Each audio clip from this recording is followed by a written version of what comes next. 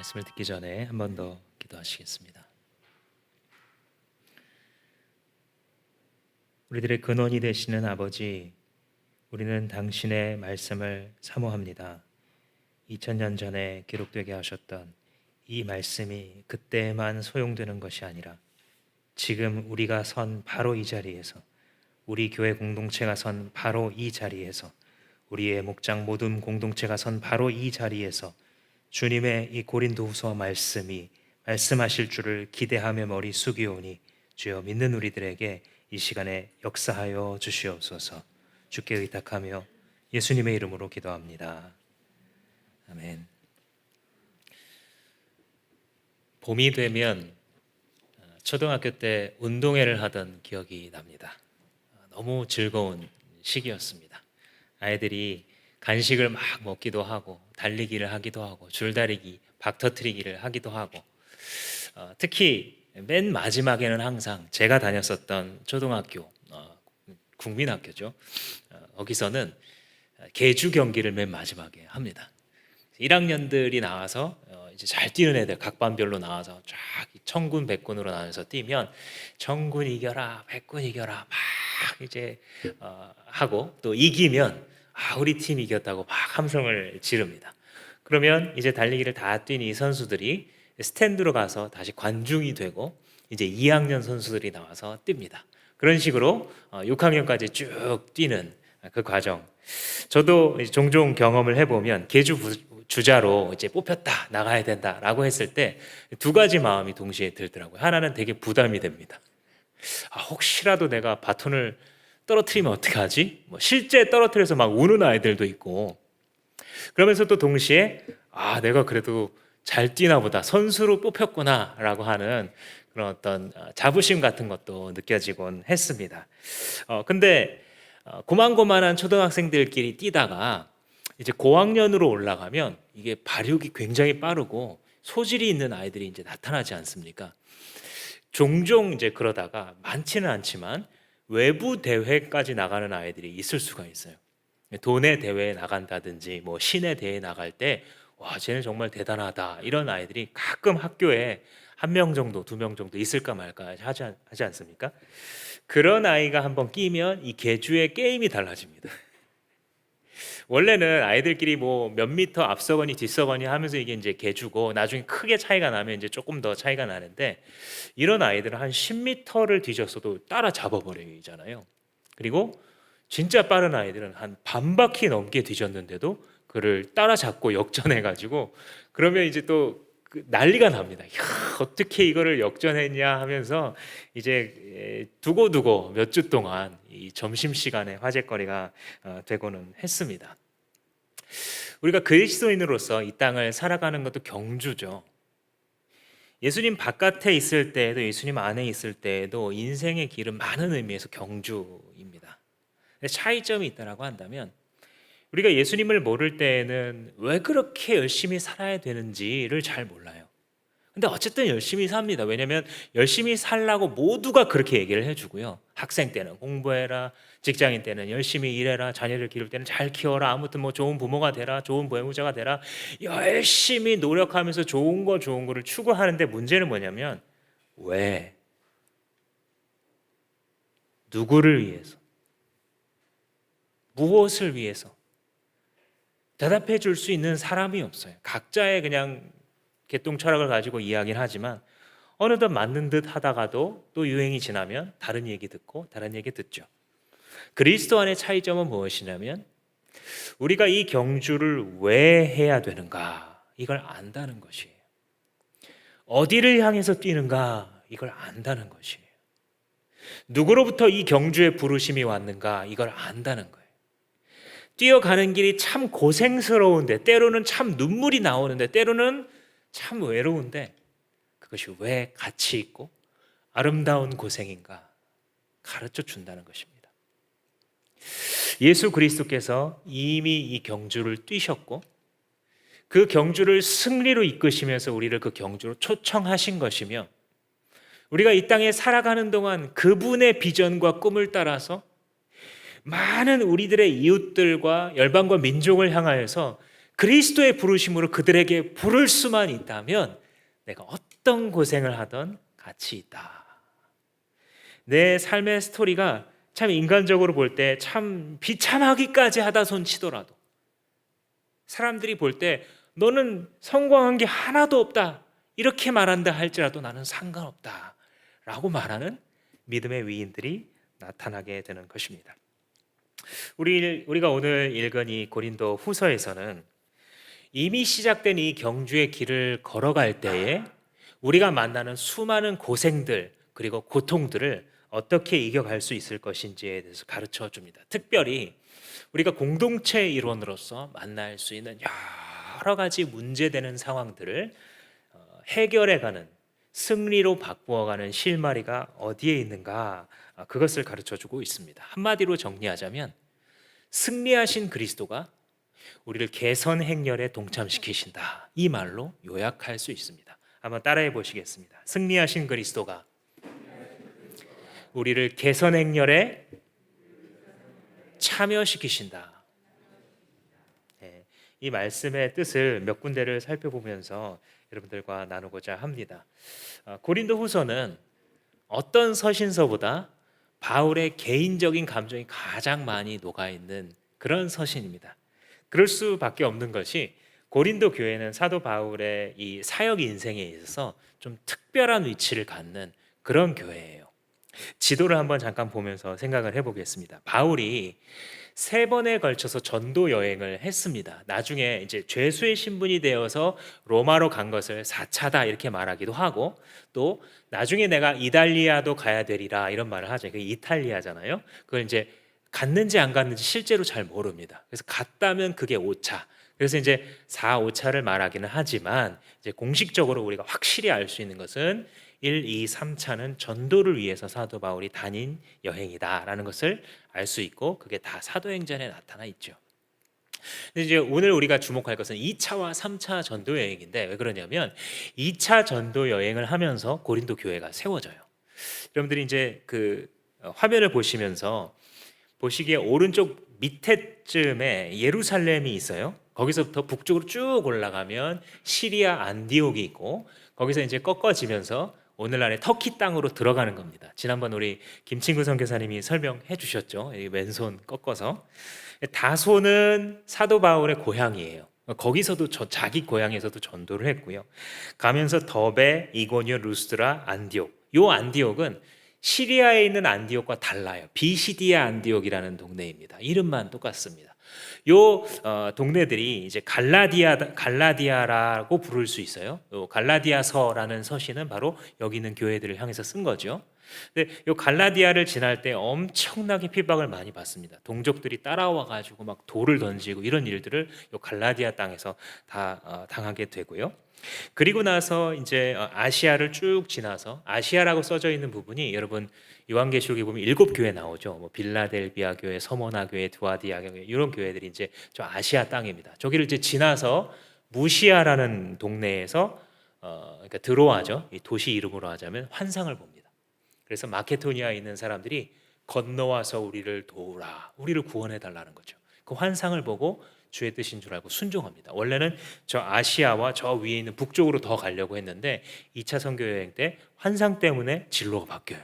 그래서 건너간 땅이 빌립보, 데살로니가 이런 데가 있는 마게도니아입니다. 오늘날도 북마게도니아라고 하는 국명이 있는데 바로 저 땅과 경계가 거의 비슷하다고 보시면 되겠습니다. 그래서 이제 거기서 전도를 하다가 맨 마지막에 쭉 그리스의 남부죠. 오늘날로 말하자면 거기가 아테네도 있고 고린도도 있습니다. 옛날 개역성에 보시면 사도 바울이 아덴에 이르러서 거기서 알지 못하는 신에게라는 뭐 이런 신에게도 제사했다, 이런 것들이 막 쓰여져 있는데, 그 아테네를 지나서 고린도로 간, 그래서 여기서도 복음을 선포했고 그 복음에 반응한 사람들이 바로 고린도 교회가 되었던 것입니다.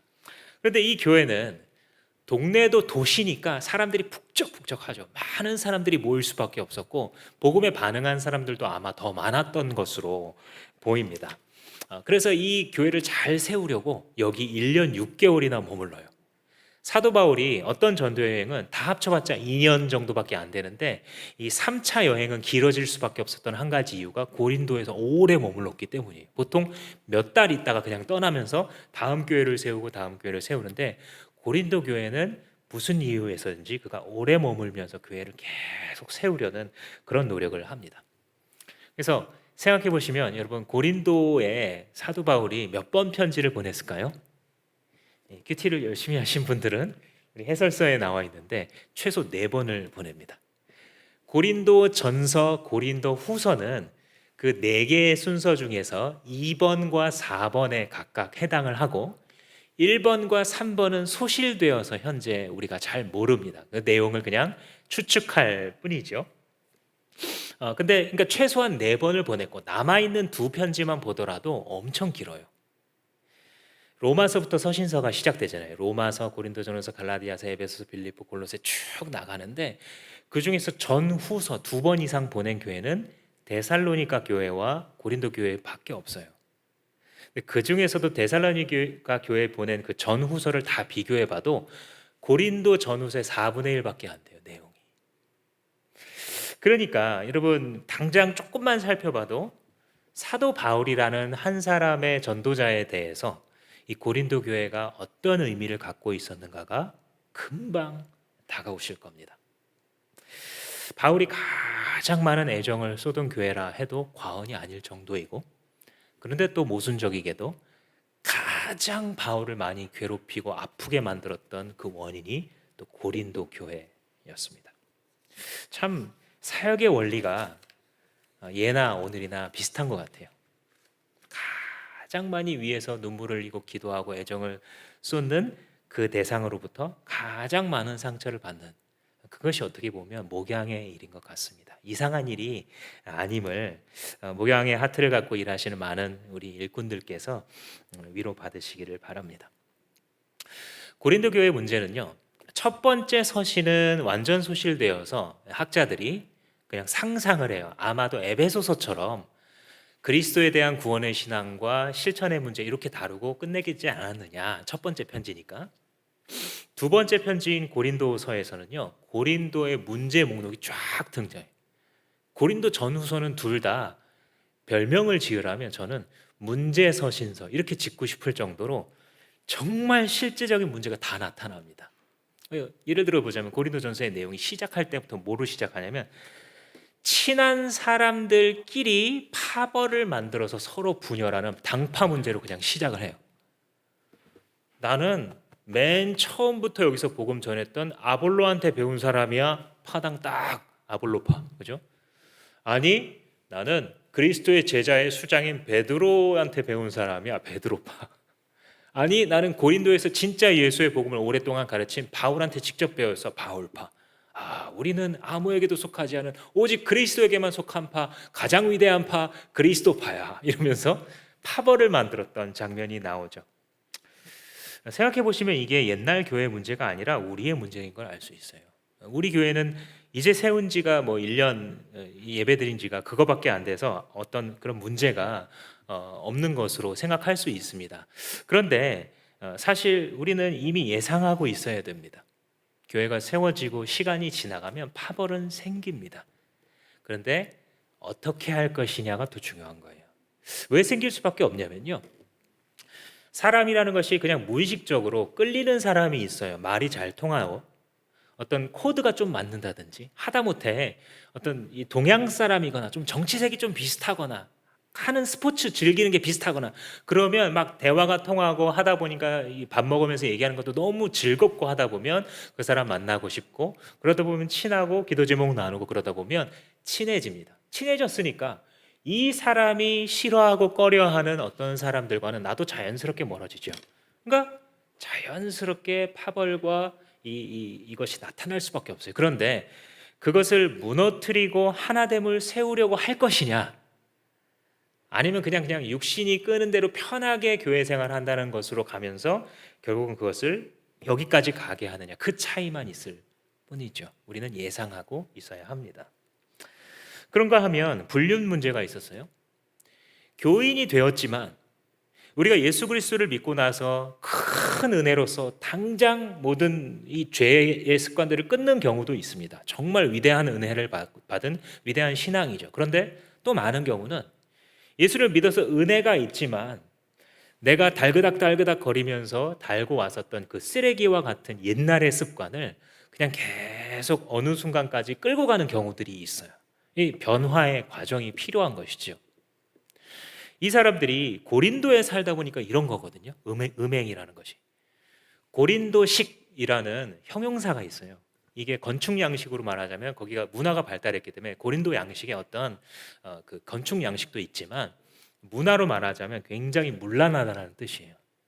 고린도 사람들은 지금 이 현대의 성적 타락 못지않을 정도의 그런 모습을 이미 다 보여주고 있습니다. 이 그리스 로마 문화를 보면 이 간음은 물론이고 동성애나 소아성애나 이런 것들이 이미 다 나타나고 있는 그런 시대죠. 해 아래 새 것이 없습니다. 그런데 또 문제는 뭐냐면 그렇게 습관을 가지고 있었으니까 교회 안에 들어와서 예수님을 믿었지만 여전히 결혼 바깥에서 성관계를 갖는 거예요. 이 교인들이. 근데 또 문제는 뭐냐면 교회가 그걸 그냥 방치해 둡니다. 왜냐하면 그걸 지적해봤자 싸우고 더 막 서로 얼굴 붉히고 이럴 것 같으니까 그냥 교회가 가만히 놔두고 있는 겁니다. 또 다툼이 생기면 교인들끼리 서로 해결을 하려고 하는 것이 아니라 세상 법정에 가서 치고받고 싸웁니다. 왜요? 교회에서 하면 목사님이 할 말이 뻔한 거예요. 예를 들자면 우리로 말하죠. 목사님 분명히 나보고 참으라 그럴 거고 나보고 용서하라 그럴 거고 그럼 나는 손해볼 거고 나는 원래 내가 피해자인데 법정에 가서 시시비를 잘 가리면 이거 내 돈 얼마라도 찾을 수 있는데 육신이 이끄는 대로 판단을 하면 너무나 당연한 귀결이고 교인들이 왜 법정에서 그렇게도 많이 다투고 있는지 현대의 모습을 우리가 여기서부터 이해할 수 있는 것이죠. 결혼과 비혼과 싱글됨에 대해서 또 그렇게 많이 다투었습니다. 그래서 사도 바울이 이걸 정리할 수밖에 없었고 특정 음식을 먹어도 되는지 아닌지에 대해서 논쟁을 벌였으며 교회 안에 있을 때 어떤 옷, 어떤 복식을 입어야 되는지에 대해서 서로 가진 지식을 가지고 분열하는 데까지 나아갔고 교회에서 밥 먹는 문제로 문제가 일어나기 시작해서 상처를 주느니 받느니 어떤 사람들이 방언을 하기 시작하면서 방언을 하느니 마느니 어떤 은사가 더 높으니 아니니 그리고 자기 마음대로 이것을 정리하고 정의하면서 사람이 자기 소견에 옳은 대로 신앙의 기준을 정하면서 나타나는 교회의 수많은 혼란들 또 예수님이 어떻게 정말 육체적으로 부활하느냐 그게 물리적으로 생물학적으로 가능하냐 아니지 문학적으로 부활한 거야 이렇게 가르치는 가짜 스승들 때문에 일어난 교회 교리적인 혼란들이 고린도 교회에 있었습니다. 또 교회에서 헌금하는 문제를 가지고 너 지금 돈 가지고 하는 여기 장사꾼이니 많이 이런 말들이 나오고 있는데 그런 문제가 이 고린도 교회에 있었던 겁니다. 여러분들 잠깐 들어보셨지만 어떻습니까? 옛날의 교회나 현대의 교회나 해 아래 새로울 것이 하나도 없는 죄인 되었던 인간들이 모여서 그리스도의 통치 아래 적극적으로 복종하지 않을 때에 이런 모든 문제들은 항상 나타날 수밖에 없구나 잘 알 수 있는 것이죠. 그래서 어떤 면에서 보면 고린도 전서와 고린도 후서는 우리의 신앙의 현실성에 주목할 것을 보여줘요. 그러니까 이론 중심의 서신서들이 있어요. 이런 서신서들 너무 중요합니다. 갈라디아서나 에베소서나 교회가 무엇인지 가정이 무엇인지 엄청 중요합니다. 또 한편으로는요. 현실 가운데 그런 이론을 어떻게 적용할 것인지 몰라서 헤매고 있는 우리들에게 정말 사도 바울이 직접 담당하고 목회했었던 교회들도 이런 이슈들 다 당했구나. 우리가 이런 어려움들을 겪는 것 자체가 이상한 것은 아니구나. 다만 중요한 것은 어떻게 풀어가고 어떻게 해결해서 하나됨을 만들어갈 것인가가 더 중요한 거구나를 배운다는 면에서 정말 귀중한 편지들이에요. 어떻게 해결해 갔는가? 사도 바울과 이 당시의 교회들이 이런 복잡한 현실적인 문제 속에서 어떻게 교회 공동체를 다시 세워갈 수 있었는가? 몇 가지로 좀 나누어서 관찰을 해보려고 합니다. 첫 번째로는요. 질서에 순복함으로써 문제를 풀어갔습니다. 한번 따라해 보겠습니다. 질서에 순복함으로써 공동체를 세웠다. 질서의 기준이 없는 것이 세상입니다. 때로는 통치자의 기준, 때로는 문화적으로 가장 대세인 것이 우리의 생각을 지배할 수밖에 없어요. 음악과 영화와 문학과 철학과 패션 모든 것을 당대의 시대 정신이 항상 지배하게 되어 있고, 우리는 그 시대의 아들, 딸들이기 때문에 그 영향력, 문화적 영향력으로부터 자유로울 수 있는 사람 아무도 없습니다. 그래서 우리가 늘 점검해야 되는 것은 무엇이냐면, 사람들이 대중적으로 몰려서 SNS 상에서, 온라인 상에서 만나면 하는 이야기 중에 숨어 들어와 있는 그리스도께서 주신 기준과 전혀 다른 그 기준들을 늘 발견해야 됩니다. 이 질서에 순복한다라는 것은 어떻게 보면 그 세상의 문화대로 따라감으로써 만들어졌었던 교회 안의 많은 문제들을 원래 그리스도의 질서 안으로 다시 돌아와 회복했을 때에 이제 이것을 해결할 수 있는 실마리들이 생기는 겁니다. 근데 그 과정은 늘 아프고 기분 나쁩니다. 왜냐하면 내가 틀렸다라는 것을 인정해야지 되거든요. 내가 진리라고, 내가 이것이 정말 나의 인생 경험이라고 주장했던 이 모든 것들을 그리스도의 질서 앞에 내려놓고 순복해야 되거든요. 그런데 그렇게 순복했을 때의 대가, 그 보상은 엄청나게 위대한 것입니다. 어떤 일이 일어났는지 잠깐 생각해 보시면, 바울이 고린도 전서를 이제 보냈잖아요.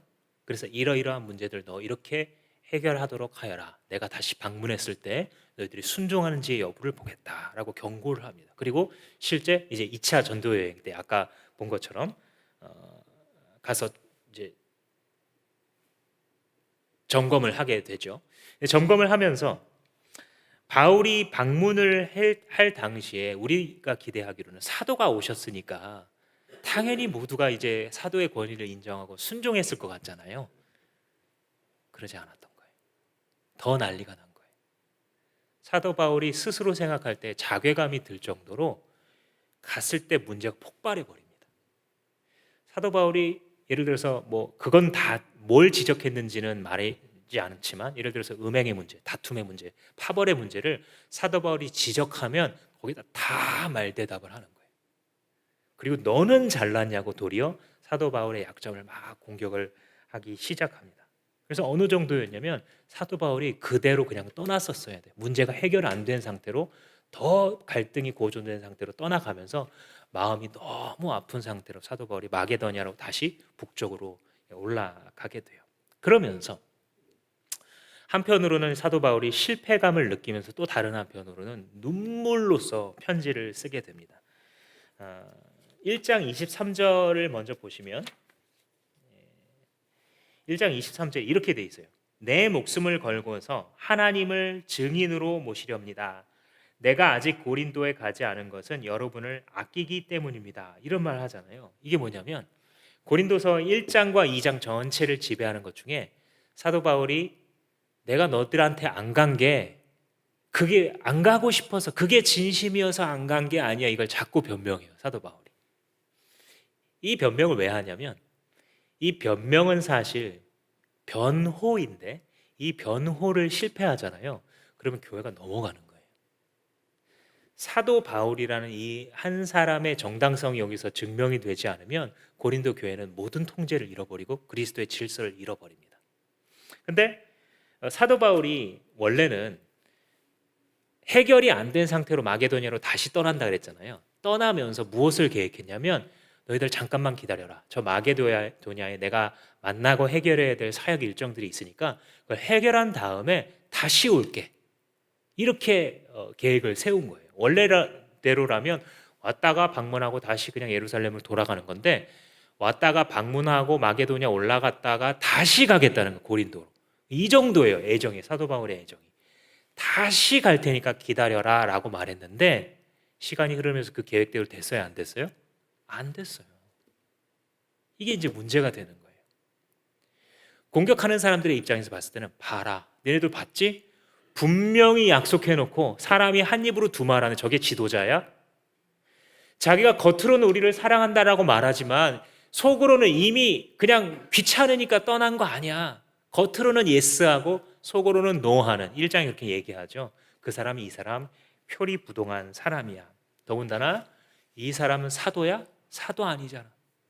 12제자처럼 예수님 계실 때 따라다니면서 산상수훈도 듣고 기적도 체험하고 그런 사람 아니잖아 하고 공격하는 사람들이 생겨났습니다. 그리고 참 안타깝고 어리석게도 그런 공격자, 거짓 선생들이죠. 거짓 목회자들이요.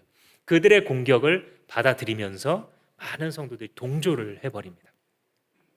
그러니까 사도 바울이 그런 상황 속에서 편지를 다시 써요. 마게도냐에 있을 때에 이 편지를 쓰면서 쓴 것이 바로 아까 말한 3번 소실된 편지입니다. 고린도 전서가 2번이고 후서가 4번이라고 그랬죠. 3번의 편지의 별명은 눈물의 편지예요. 왜 그러냐면 2장 4절에 보시면 이렇게 돼 있어요. 나는 몹시 괴로워하며 걱정하는 마음으로 많은 눈물을 흘리면서 여러분들에게 편지를 썼어요. 이거는 여러분들의 마음을 아프게 하려고 이렇게 아픈 말을 내가 기록한 게 아니라 여러분들을 사랑했기 때문에 쓸 수밖에 없는 말들이었습니다 라고 할 만큼, 그러니까 편지의 어조와 내용이 뭐였는지 아시겠죠? 꾸짖는 거예요. 자기가 피눈물을 흘리면서 너 그렇게 하는 거 죄다라는 걸 지적하는 거예요. 거기서 돌이키고 회개해야 산다라는 말을 쓸 수밖에 없었던 거예요. 그런데 인간이라고 생각한다면 여러분 어떻겠습니까? 이 편지를 쓰면서도 자신감이 넘치기보다는 상식적으로 생각해 보면, 제가 목회자의 입장으로 생각해 보면요, 이런다고 될까? 내가 가서 만나도 안 됐는데 호소도 해보고 말씀도 가르쳐보고 별걸 다 해도 이 사람 마음을 돌이킬 수가 없었는데 편지 보낸다고 될까? 여러분 그렇잖아요. 카톡으로 하다가 문제가 생기면 어떻게 해야 돼요? 전화해야 돼요. 문자만으로는요, 한번 뭔가 꼬이기 시작하면 그 오해가 주고받으면서 더 커지는 거예요. 지혜로운 사람들, 목양의 하트를 가진 사람들은 경험 속에 금방 발견해요. 문제가 생기면 전화를 해야 돼요. 근데 어떨 때는요, 전화로 안 돼요. 그죠? 그럼 어떻게 해야 돼요? 만나야 돼요. 페이스 투 페이스, 얼굴과 얼굴을 맞대어서 보지 않으면 해결할 수 없는 게 있어요. 예수님 그래서 밥을 자주 드셨나 봐요. 사역을 할 때 저 사람은 맨날 먹고 마시고 즐기는 자로다 이 정도 말을 들을 정도였는데 요즘에 그게 너무 은혜가 돼요. 예수님 얼굴과 얼굴로 사람을 만나시면서 그 사람들에게 복음을 전하고 회개케 하시고 이렇게 하셨구나. 이게 너무 깨달아지는데, 그러니까 원래 그냥 일반적인 원칙으로 보자면 만나서 하는 게 최고의 파워를 갖고 있어요. 지금 교회들이 힘들고 우리 주마음교회도 어쩔 수 없이 너무 힘든 게 이거 아닙니까? 모여서 목장 식구들끼리 한 번이라도 밥을 먹고 이야기를 하면 너무 쉽게 마음이 열리고 같이 사역을 해나갈 수 있는 것을, 뭐 온라인으로 모이자고 하니까 막 정말 이게 쭈뼛쭈뼛 하기도 하고 이게 하라 그러는데 좀 가는 것도 좀 너무 불편한 것 같고, 목자 입장에서도 이런다고 될까 싶기도 하고, 서로 잘 알지도 못하는데 화면으로 만나서 또 접속하는데 누구는 접속 안 되고 또 누구는 인터넷 사정이 어떻고 별일이 다 생기잖아요. 그런 마음 속에서 이 사도 바울이 결국은 기도함 가운데 편지를 썼는데 놀랍게도 기적이 일어난 거예요. 방문해서 안 된 게 편지로 된 거예요. 편지를 읽으면서 이 고린도 교회 지도자들이 회개를 합니다. 사도 바울이 지적한 그 죄들이 자기들의 죄인 것을 깨닫고 이걸 그리스도의 음성으로 받아들이고 많은 사람들이 여기서 그 질서에 순복하기 시작합니다. 이게 해결의 실마리였어요. 정말 구제불능으로 보였었던 이 고린도 교회 공동체가 세워지는 해결의 실마리가 뭐였냐면 주님께서 주신 그 권위와 말씀 아래 아멘으로 순종하기 시작했을 때였습니다. 그러니까 기적이죠. 성령이 역사하신 거죠.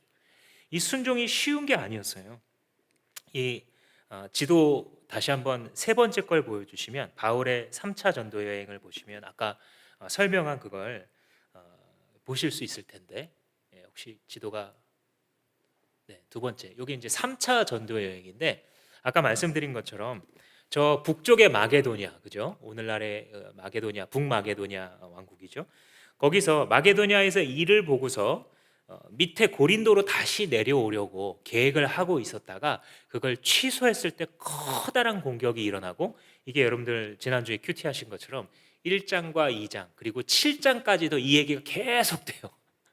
바울이 자기가 안 내려간 게 일부러 속이려고 처음부터 그런 계략을 한 게 아니라고, 너희들을 위해서 안 내려갔다고 이 말을 해요. 근데 너무 구차한 변명이잖아요. 인간적으로 들을 때 안 왔으면 안 왔지 무슨 너희들을 위해서 안 하고, 뭐 어떤 유행가 보면 당신을 너무 사랑했기 때문에 당신을 찾다고 뭐 이런 유치한 변명처럼 들릴 수밖에 없어요, 인간적으로 보면. 근데 사도 바울은 그게 진심이었던 거예요. 방문했을 때 노가 폭발하고 서로 상처를 주고받은 상태에서 잠깐 며칠 지났다고 해서 다시 방문을 하는 것이 정말 이들을 세우는 방법일까를 너무 고민한 거예요. 성령의 세밀한 인도하심을 구했는데 안 가기로 다시 번복하고 결정한 거죠. 저는 이게 성령의 인도하심이었다고 믿습니다. 그래서 실제로 방문을 하지 않았지만 이미 마음 가운데 불만이 일어났었던 교인들과 지도자들은 이거를 최대의 공격 무기로 계속 붙잡고 물고 늘어졌던 것이죠. 그래서 2장 9절 말씀해 보시면, 내가 그 편지를 쓴 것은 여러분들이 이 모든 일에 순종하는지를 시험하여 알아보려는 것이었습니다 하고, 이 세 번째 그 눈물의 편지를 시험하려고 보낸 거래요. 뭘 시험해요? 순종하는지 안 하는지. 이때의 이 순종은 바울 개인에 대한 순종을 얘기하는 것이겠습니까? 아니면 그리스도께서 세우신 권위와 질서에 대한 순종이겠습니까? 후자예요, 후자. 이걸 그러면 구분할 수 있느냐? 너무 어려운 거예요. 현실 속에서. 어떤 야망을 가진 개인이 이용해 먹기도 너무 좋은 게 바로 이 권위라는 것이고요. 사단이 흔들고 혼란을 일으키기에 좋은 것도 바로 이 권위와 질서의 문제예요. 오늘날에 일어나는 많은 교회의 분쟁과 때로는 다툼들이 이런 것들 때문에 일어나는 겁니다. 그래서 여기서 한번 정리를 한번 해야 돼요. 어떻게 정리를 하면 되냐면, 지금 일단 이 사도 바울이 너희들이 순종하는지 안 하는지, 이것은 사도 바울의 개인에 대한 순종이 아니라 그리스도께서 교회 아래 부여하신 그리스도의 권위와 질서에 대한 순종을 지금 요구하는 거예요, 사도 바울. 그 사도 바울은 여기서 잘못하는 게 아닙니다, 지금 이것이. 그래서 바울이 그리스도께 본인이 복종하고 있는 한 그를 교회의 목자로 세우신 그 권위 아래 다른 교인들이 복종할 의무가 있는 것입니다. 그리스도의 복음을 가르치고 그리스도를 위하여서 그가 모든 사역에 초점을 맞추는 한 거기서부터 질서가 나타나기 시작하고 이게 한 교회 공동체의 파워가 됩니다. 이것은 교권주의와 다른 거예요. 지금 사도 바울이 말하는 그리스도로부터 흘러나오는 이 권위의 원리 있잖아요. 이거를 이제 잘못 가는 두 가지 적용이 있는데, 하나는 왼쪽으로 적용하면 교권주의이고 오른쪽으로 적용을 잘못하면 무정부주의가 됩니다. 교권주의라는 것은 무엇이냐면 역사 속에서 많이 나타났죠. 리더가 말하는 것은 무조건 하나님의 명령이니까 너는 무조건 지켜야 돼. 이게 교권주의입니다. 이것은 교회가 타락으로 가기 전에 나타나는 증상 중에 한 가지예요. 말씀의 능력 자체가 교회 전체를 지배하지 못하기 때문에 말씀의 능력이 안 되니까 뭘로 해야 돼요? 권위만 가지고 해야 되는 거예요. 내가 리더니까 내 말 들어. 이 말밖에 못하는 거예요. 가장 낮은 수준의 리더십이죠. 물론 기본이 되기도 합니다만. 그래서 교회가 말씀의 힘을 잃어버릴 때 나타나는 증상이 바로 이런 것들입니다. 그리고 실제로 이제 부패의 길로 가게 되죠. 이게 왜 틀린 거냐면, 교권주의가 왜 틀린 거냐면요, 첫 번째로 사도의 권위와 목회자의 권위는 다른 거예요. 중세시대로 보자면 사제의 권위라는 것은, 그러니까 신부죠, 사제의 권위라는 것은 사도의 권위와는 차이가 있는 거예요. 성경을 읽어보면 이미 뭐라고 부르고 있냐면, 너희들은 거룩한 사도들과 선지자들의 터 위에 세우심을 받았다, 이렇게 말을 해요. 일견 듣기에 아무리 그렇지만 사도도 사람인데 사람을 왜 거룩한 사람이라고 부르지? 할 정도의 이 강력한 단어를 써요. 근데 이게 무슨 뜻이냐면요, 하나님께서 구속의 역사를 이끌어 나가실 때에 단회적으로 사용하신 분들이 사도예요. 반복되지 않습니다. 이 사실을 헷갈리게 되면 수많은 거짓 교사들에게 넘어가실 거예요. 신사도 운동을 하는 많은 사람들은 오늘날에도 자기는 깨어 있어서 아침마다 새벽 기도하고 금식을 하고 거룩하고 선교와 전도의 열정으로 가득 차고 이렇게 살아왔기 때문에 다른 사람들과 윗급에 있는 사도적인 권세를 가진 자다 실제로 이렇게 가르쳐요. 근데 이쯤 되면 이분이 정말 그렇게 뭐 기도하고 이런 모습이 보이지 않아요. 헌신하는 모습이. 많은 사람들이 그걸 인정해 줍니다. 신학적으로 틀린 거죠. 성경적이지 않은 거예요. 그런데도 많은 따르는 무리가 생겨요. 자기가 사도라고 주장을 하기 시작하면. 제가 목회자로서 갖는 많은 유혹 중에 하나가 이거고, 매주 싸우는 유혹이 이것입니다. 나에게 그리스도께서 주신 한 성도와 형제로서의 그리고 주님께서 세워주신 직책에 따른 그것 외에 내가 더 높은 자인 척 충분히 할 수 있구나라는 걸 발견하는 거예요. 20년 정도 목회를 하니까 사람들을 어떻게 조정할 수 있는가가 길이 보이는데 매 순간 이것과 싸우지 않으면 건강한 교회는 세워질 수 없다는 걸 너무 잘 알고 있는 거예요. 왜냐하면 교회의 역사가 다 보여주잖아요. 그 길이 어떤 길인지. 그래서 그런 주장을 하는 사람들을 통해서 교회가 어떤 그리스도의 꿈을 이루는 대로 가는 것이 아니라 우리들의 왕국을 만드는 대로 가요, 교회가. 그래서 그 길로 걸어가는 것은 교권주의고 결국은 부패와 멸망의 길일 수밖에 없고요. 또 다른 쪽으로는 무정부의지라는 것은 무엇이냐면, 그래, 그리스도 아래서 우리는 다 똑같은 형제 자매일 뿐이고 뭐 누가 더 높고 낮고 할 거 없어. 누가 뭐 주장을 하겠어. 우리 그냥 다 똑같아 하고 어떠한 권위 있는 결정도 인정하지 않으려는 태도예요. 이것도 교회 역사 속에서 많이 나타났습니다. 예를 들어서 일본의 우찌무라 간조 같은 훌륭한 분이시지만 교회론이 이 부분이 잘못되어 있어요. 그래서 교회 안에서 갖는 어떤 직분 제도 자체도 다 거부합니다. 나쁜 거라고. 아기를 씻고 나서 그 더러워진 목욕물과 함께 아기도 버리는 거예요. 이게 지금 그리스도께서 세우신 것은 무엇이냐면 그리스도의 권세 아래 순복하고 있는 하나님이 세워주신 일꾼들을 통해 교회의 질서가 아름답게 착착착 세워져서 그 안에 자유함이 있으면서도 서로 그리스도의 형제자매된 평등함이 완전히 지배하면서도 또 주님의 사역을 해나갈 때는 그리스도의 권위 아래 주께서 부여하신 순서대로 온전히 순종해 나가는 하나됨이 같이 있는 거예요.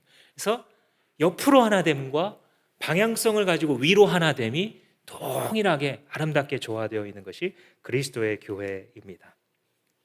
그래서 이걸 이제 우리 교회에도 적용을 해보자면 목양자가 혹은 목회자가 그리스도께 순종하고 그의 진리와 복음 안에서 가르치려고 할 때 그 권위는 사람의 권위가 아니에요.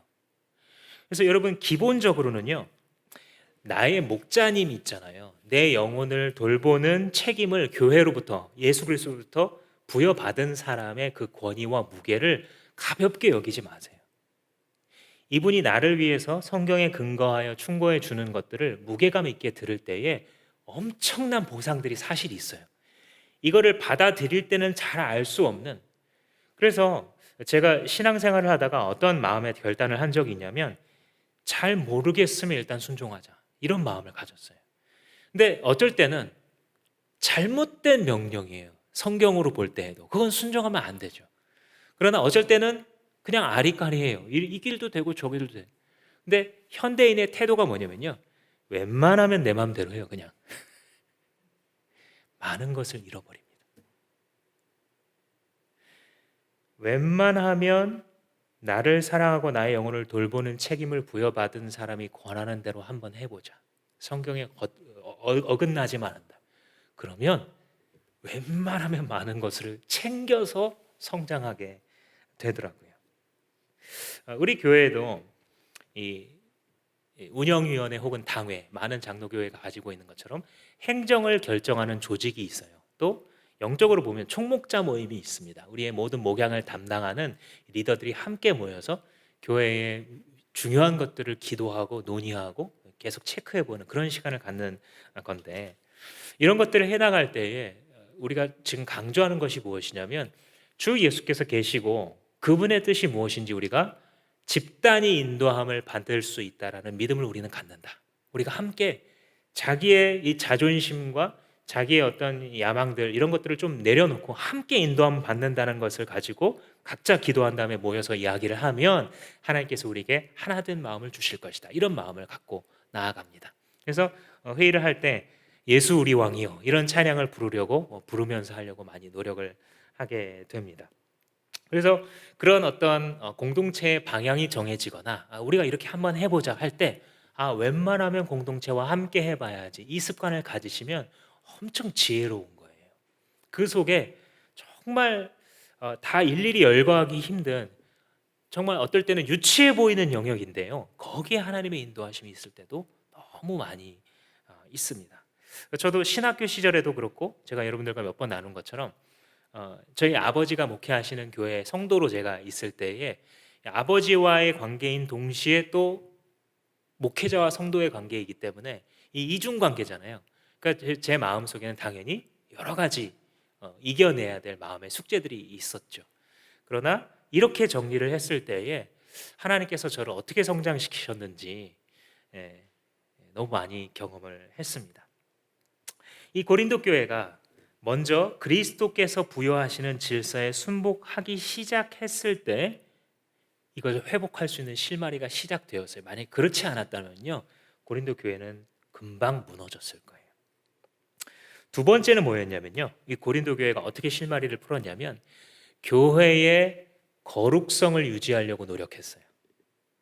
교회의 거룩함이 있잖아요. 이거 아주 중요한 문제입니다.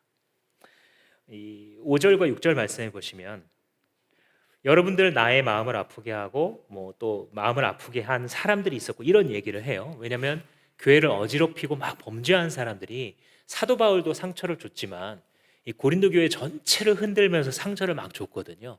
그래서 6절 말씀해 보시면 여러분 대다수는 이미 그런 사람들에게 이미 충분한 벌을 내렸습니다 라고 말을 해요. 벌을 줬다는 거예요. 그러니까 오늘날의 용어로 말하자면 칠이에요. 칠이. 교회에서 일정한 사람들에게 칠이 벌을 내리기로 결정을 그때 했던 거예요. 당연히 그 과정이 쉽지는 않았을 겁니다. 제가 직접적으로 제가 다루었었던 칠이도 상당히 많이 있는데 이제는 이제 두 자릿수가 넘어가고 있는 것 같은데 쉬웠던 적이 한 번도 없어요. 칠이라는 것은.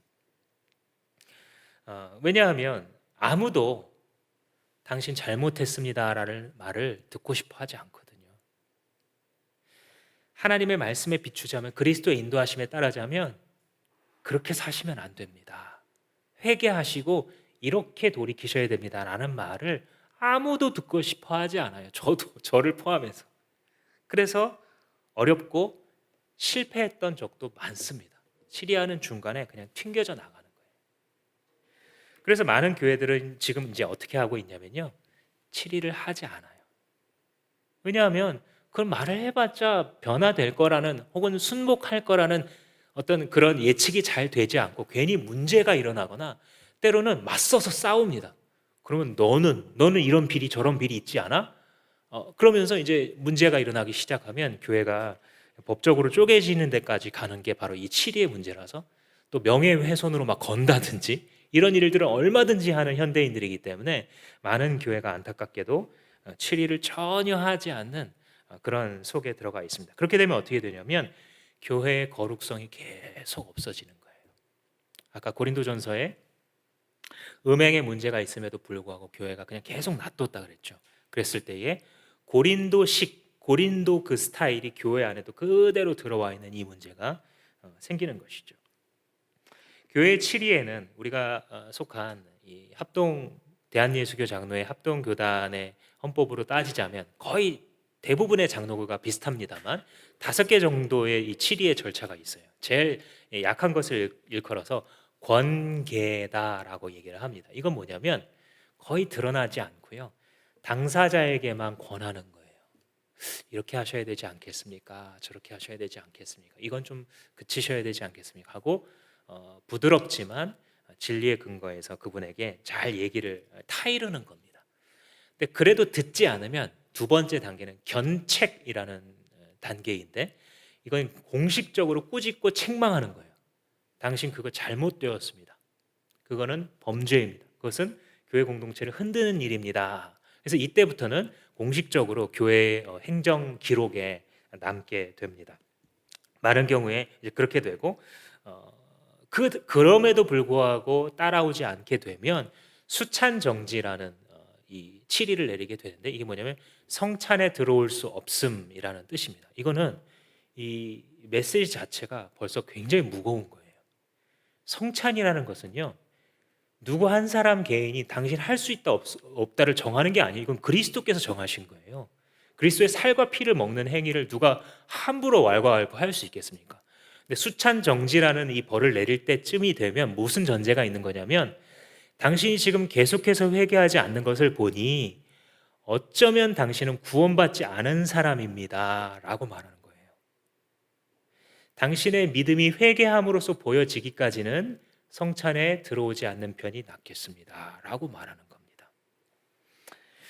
그런데도 이 수찬 정지를 할 때 종종 이제 헷갈리는 경우가 뭐냐면, 그래, 뭐 죄를 지었는데도 뭐 성찬을 먹고 마시는 것은 잘못된 것이라 그랬지. 그래서 성찬식을 할 때 죄가 생각나요. 자기가 지난주에 잘못 살았던 게 생각나서 나 같은 사람은 성찬을 하면 안 돼. 그리고 안 먹거든요. 근데 그런 마음을 가지고 있잖아요. 평생 성찬 못 해요. 뭐 10번 하면 한 2번 들어올까요? 대부분 못 하시게 될 거예요. 성찬이라는 것은 우리 이전에 우리 박은주 목사님이 자주 성찬 할 때마다 가르치신 것처럼, 그리스도의 살과 피를 상징하는 성찬과 포도주가 이렇게 있을 때에 그걸 보면서, 주님께서 이미 나를 위해서 죽으셨는데 내가 살아왔던 이 삶 이대로 살면 안 되겠구나 하고 바로 회개하라는 거예요. 그 자리에서. 그리고 돌이켜서 주님 앞에 회개하는 심령을 가지고 다시 주님의 성찬에 참여할 때 우리가 그 성찬 행위 자체로 회복되거든요. 그 자리에서. 마귀는 너 같은 놈은 안 돼. 계속 이렇게 말을 하는 게 그의 목적입니다. 수찬 정지는 그게 아니라 당신은 어쩌면 정말 구원 못 받은 사람입니다 라고 하는 아주 무거운 메시지예요. 근데 이 메시지도 듣지 않는 경우가 있어요.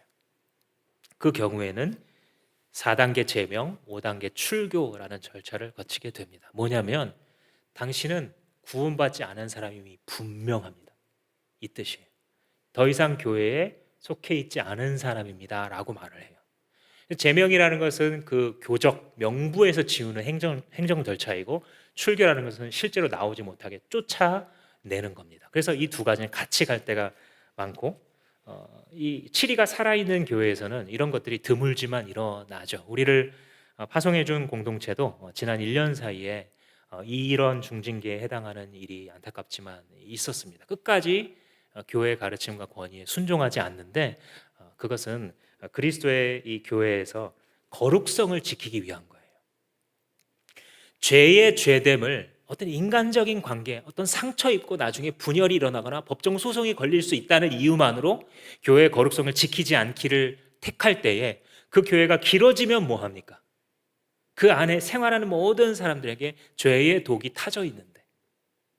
그래서 한편으로는 그런 잘못을 많은 교회들이 행할 수 있고요. 또 한 가지는 뭐냐면 지나치게 정죄하는 거예요. 범죄한 것이 드러난 사람이 있잖아요. 우리가 늘 생각해야 될 것은 예수님의 말씀 그대로 너희들 중에 범죄한 자가 없는지 돌아봐라. 예수님 그러잖아요. 죄 없는 자가 먼저 돌로 쳐라. 이렇게 얘기하실 정도잖아요. 사도 바울이 말씀하는 거 한번 보세요. 6절과 7절에. 6절에 보시면 이미 충분한 벌을 내렸습니다. 무슨 뜻이에요? 지금까지 받은 교회의 치리가 충분하지 더하지 말라는 거예요. 7절 말씀 보세요. 여러분은 그를 이제 용서해주고 위로해줘야 합니다. 지나친 슬픔에 짓눌리지 않도록. 뒤집어서 생각하면 뭐예요? 치리를 어쩔 때는 하게 되는데 하면서 이 사람이 회개를 했는데도 불구하고 당신 옛날에 그랬잖아. 당신이 옛날에 이러이러한 죄를 지어서 무슨 할 말이 있어? 계속 이렇게 한다는 거예요. 많은 교회가. 그러면 이 사람이 영혼이 어떻게 된다고요? 슬픔에 짓눌린다고요. 근데 그게 누구의 괴계냐면 이 11절 말씀에 보시면 사탄의 전략 중에 하나가 이거라는 거예요. 이쪽 전략은 뭐냐면 7일을 아예 못하게, 다른 게 두려워서 7일을 아예 안 하게 하는 게 사탄의 전략이고요. 또 하나는 뭐냐면 7일을 한답시고 한 영혼을 망가뜨리는 것, 정죄 자체를 목적으로 갖는 이 두 개가 다 사탄의 전략이에요. 그래서 사도 바울이 뭐라 그러냐면 우리가 사탄의 괴계를 알지 못하는 자가 아닙니다. 그에게 속지 않을 것입니다. 딱 말해요. 이게 뭐예요? 교회의 거룩성을 지키는 그리스도의 방법이에요. 좌로나 우로나 치우치지 않는 완전하신 주님의 방법을 우리는 존중하고 세워가야 합니다. 이 일에 있어서는요, 모든 우리 교인들의 순종과 협조가 필요해요. 그렇죠? 7일을 했을 때 한 지역 교회 공동체에서 문제가 계속 발생해 보세요. 그 교회에서 제대로 거룩성을 지킬 수 있겠습니까? 없겠습니까? 여러분들 마음 가운데 이렇게 한번 다짐하셨으면 좋겠어요. 그러지 않기를 기도하나 혹시라도 내가 범죄하거나 크게 넘어졌을 경우 나는 그리스도께서 주시는, 교회를 통해서 주시는 이 7일을 달게 받겠습니다 라고 주님 앞에서 다짐하십시오. 저도 늘 다짐합니다. 목회자들도 가지고 있는 습성 중에 하나가 그러지 않아야 되겠으나 큰 죄에 넘어지는 경우가 있거든요. 물론 작은 죄는 늘 주님께 회개합니다. 인간이기 때문에 늘 있습니다. 정직하게 말하면. 그런데 교회 공동체에 이끌 수 없을 만큼의 범죄를 했을 때에 늘 이걸 숨기고 싶은 유혹 가운데 들어가게 되죠. 그런데 그 결과는 항상 사탄이 승리해요. 풍비박산이 납니다. 교회 공동체가.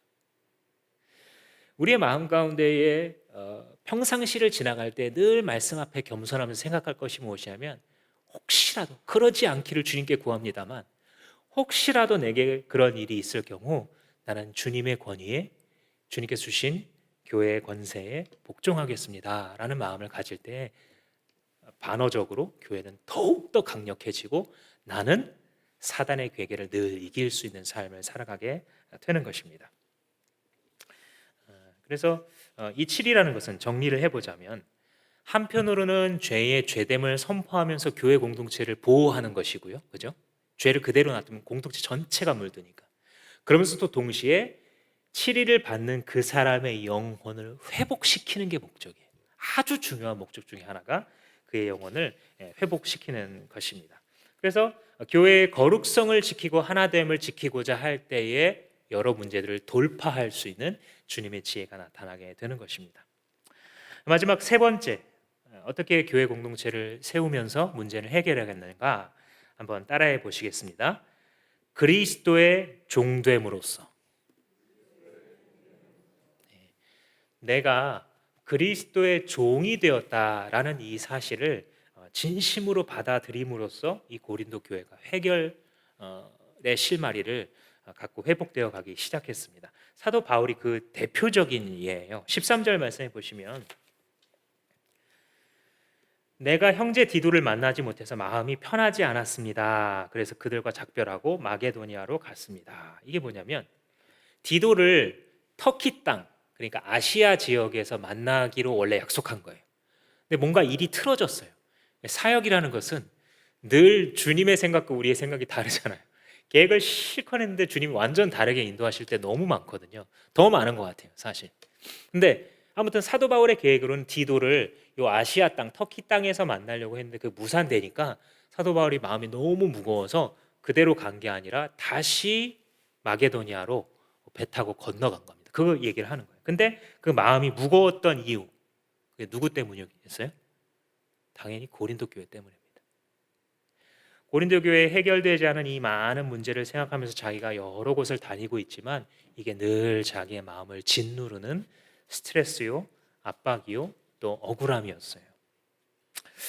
그렇게 이 공격을 당하고 있을 때에 아까 말한 것처럼 사도 바울이 약속을 어긴 자고 사도답지 않은 자라는 이런 말을 들었습니다. 참 바울의 개인이 어떤 사람인지가 고린도후서를 이제 묵상해 가면서 저도 이전에도 고린도후서를 연구했지만 이번에 연구하면서 너무 감사한 면이 많아요. 참 사도 바울이 참 위대한 걸 다시 알겠고요. 그리고 또 한 가지로는 이게 목양자의 길이구나가 너무 분명해서요. 사도 바울이 목양자의 길을 가기 전에는요, 사실 용과 같은 존재였다라고 한다면 개천에서 용난다 이 말 있잖아요. 사도 바울은 정확히 그 반대로 살아간 사람이에요. 원래 용이었어요. 모든 사람의 존경을 받고 창창대로가 펼쳐져 있는 사람이 그냥 개천에 꼬라박힌 꿈틀거리는 미꾸라지 같은 삶을 그의 인생의 이 후반전을 살았어요. 그럴 필요가 없는데.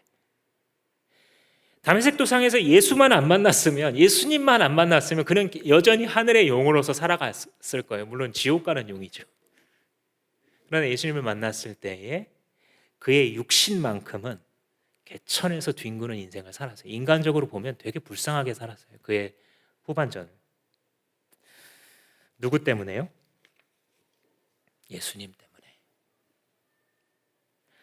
참 모든 명예와 좀 있으면 스승의 날이 또 다가옵니다만 좋은 선생으로 학벌과 이 모든 것을 인정받던 그가 오늘 받는 이런 모욕들을 한번 보세요. 모든 수치와 고통과 스트레스, 압박, 눈물과 한숨으로 살아가는데, 사도 바울은 성경이 계속 이야기하는 것처럼 누구 때문에 그 모든 것들을 이겼냐면 예수님 때문이었어요.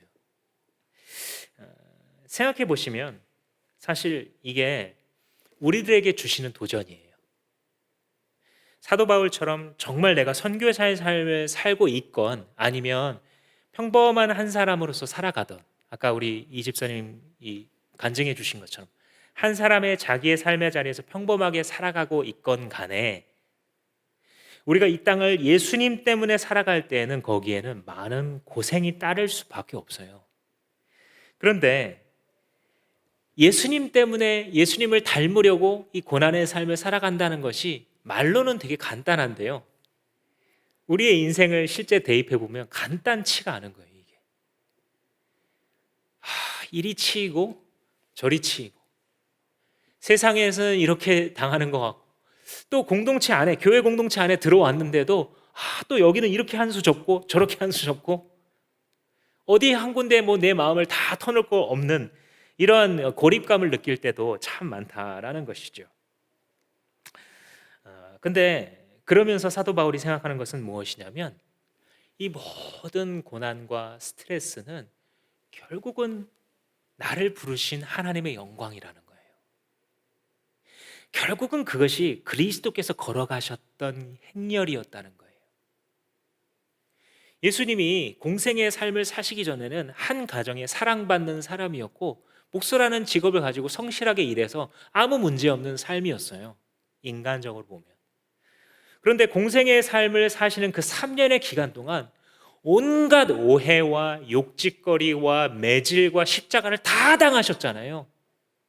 인간적으로 보면 그냥 시궁창에 처박힌 고통당하는 삶이었을지 모르겠으나, 그러나 그를 부르신, 그리스도를 부르신 하나님의 눈으로 보시면 이 고생하는 후반전이야말로 하나님의 영광에 직격으로 올려드렸었던 제사의 삶이었던 것처럼, 사도 바울이 자기의 인생을 볼 때도 똑같은 거예요. 자기가 승승장구할 때 하나님 영광 받으셨던 것이 아니라 가장 고통받는 순간에 그리스도를 부인하지 않고 그리스도를 더 사랑하고 고통스러우면 고통스러울수록 그를 더 사랑함으로써 아무도 흉내내기 어려운 하나님의 영광을 그가 돌려드리는 삶을 살았던 것이죠. 14절 말씀, 이 말씀을 하려고 여기까지 설명을 했습니다. 그래서 사도 바울의 개인의 고백이 이거예요. 그러나, 다 뒤집는 거예요. 그러나 그리스도의 개선 행렬에 언제나 우리를 참가시키셔서 그리스도의 향기를 세상에 퍼치게 하시는 주님께 나는 감사합니다. 이게 고통받고 억압받는 사도 바울의 고백이에요. 그리스도의 개선 행렬에 참가한다. 이 개선 행렬은 이 로마의 개선 행진을 지금 염두에 두고 있거든요, 사도 바울이. 이게 뭐냐면 로마 시내에 딱 진입을 할 때 저 멀리 주피터 신전이 딱 있어요. 그래서 그 대로를 쭉 걸어가는 그 행렬 속에 맨 앞에는 정치 지도자들이 섭니다. 원로들과 이 왕이 있으면 이 집정관들이 있어, 집정관 이런 사람들이 앞에 서게 됩니다. 그리고 그 뒤를 누가 따라가냐면 나팔수와 함께 앞선 선발이 지나가면 그 뒤를 바로 이어서 전쟁에서 승리한 전리품과 죄수들을 쭉 끌고 가요. 참 특이하죠? 계산했는데 승리자들만 가는 게 아니라 패배자들을 먼저 그 앞에 세우는 거예요.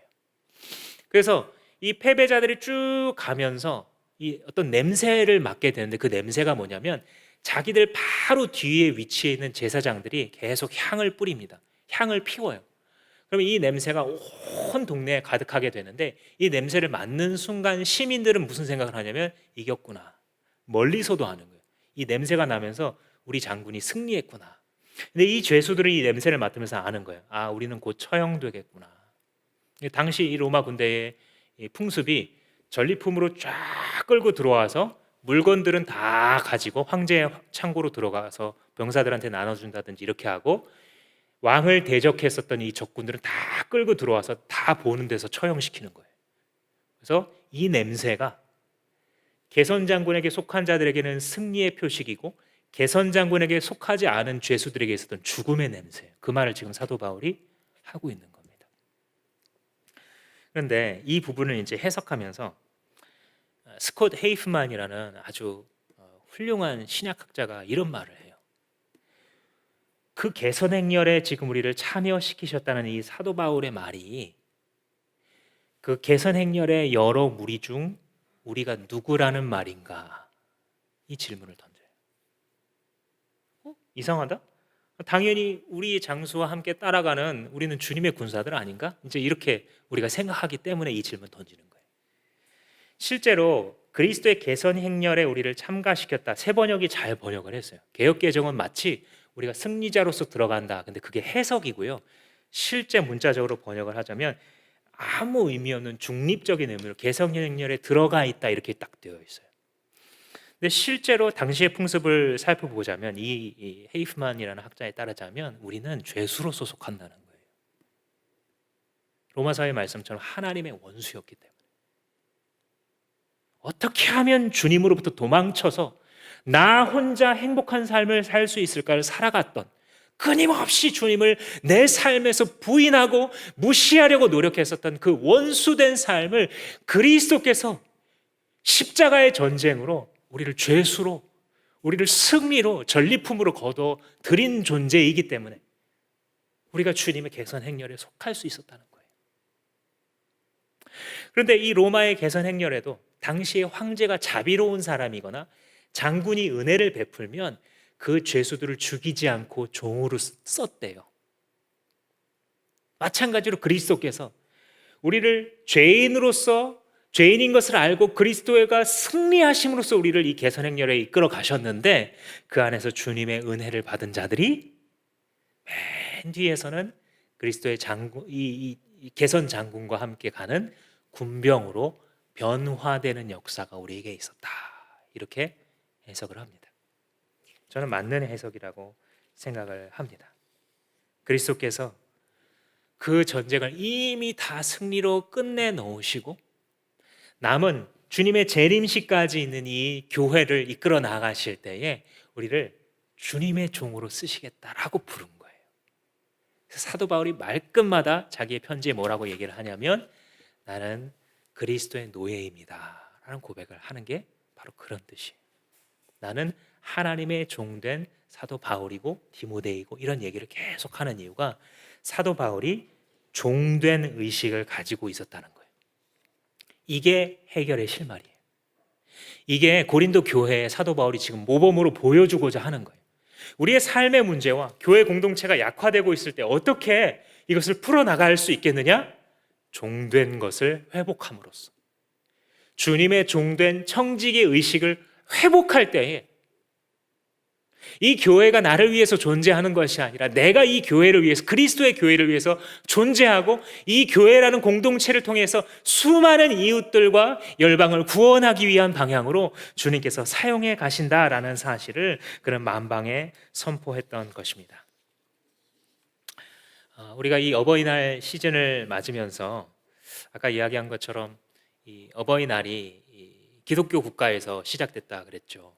어머니들에 대해서 생각하기 시작했었던 한 사람의 기독교인에 의해서, 그리고 나중에 이것이 조선 땅에 들어오게 됨으로써 나중에 어버이날로 우리가 변하게 되었는데, 이것은 결국은 우리로 하여금 하늘에 계신 아버지를 생각하게 하고 영적인 아비와도 같았었던 사도 바울이 어떻게 자기의 목양하는 이 양들을 향하여서 행하였는지를 보여주는 그러한 장면으로 우리에게 남아 있습니다. 우리 교회에도 여러분들 섬기시는 많은 분들이 그 영혼들을 돌보시고 또 그분들을 위해서 눈물을 흘리시는데, 그의 모범을 보시면서 다 같이 주님의 교회와 질서를 세우고 그 개선 행렬에 부르신 주님의 그 영광과 은혜를 찬양하면서 고생과 고난도 두려워하지 않고 이 목양의 길을 걸어갔으면 합니다. 또 우리 주마음교회에 속하신 모든 성도님들, 주님의 종으로서 주님께서 우리를 부르셨음을 기억하셨으면 좋겠습니다. 그분의 개선 행렬에 나를 불러주셨다라는 이 한 가지 사실을 묵상하면서 걸어갈 때에 우리는 하나님 앞에서는 겸손히, 세상 앞에서는 당당하게 승리하게 될 줄로 믿습니다. 이 시간 잠시 한번 기도하시겠습니다.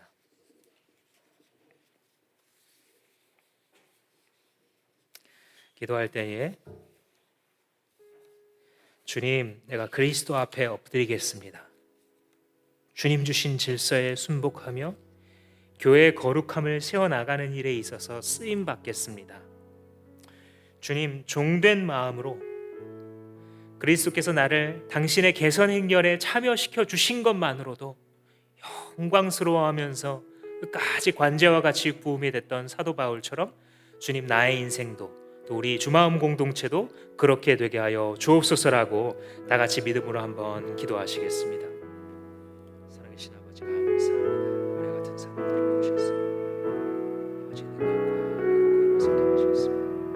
아버지여, 내가 주의 보시옵소서. 흔들리지 않는 자가 되게 하시옵고 주님의 생각 가운데 주여 지켜 주시옵소서. 주님, 내가 그리스도의 개선 행렬에 속한 자입니다. 주님과 함께 이 승리의 길을 걸어가면서 사단에게 속지 않게 하시고 사단의 괴계에 넘어가지 않게 하시고 주님의 능력 가운데 걸어갈 수 있는 것을 주 축복하여 주시옵소서. 주님을 찬양합니다.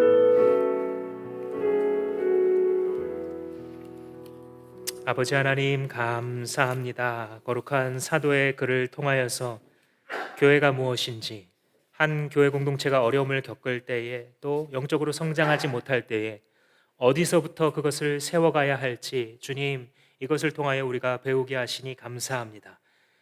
배우고 들은 것만으로 끝나지 아니하고 하나님, 이 공동체가 앞으로 성장하여 가는 길에 있어서 귀한 초석이 놓아지게 하여 주시옵시고, 하나님, 주마음 공동체가 이 코로나 시국에도 영혼을 구원하는 노아의 방주와 같이 주 하나님의 구원의 방주로 쓰임받을 수 있도록 주 우리 한 사람 한 사람을 일으키시고 깨워 주시옵소서. 감사하고 예수님의 이름으로 기도합니다. 아멘.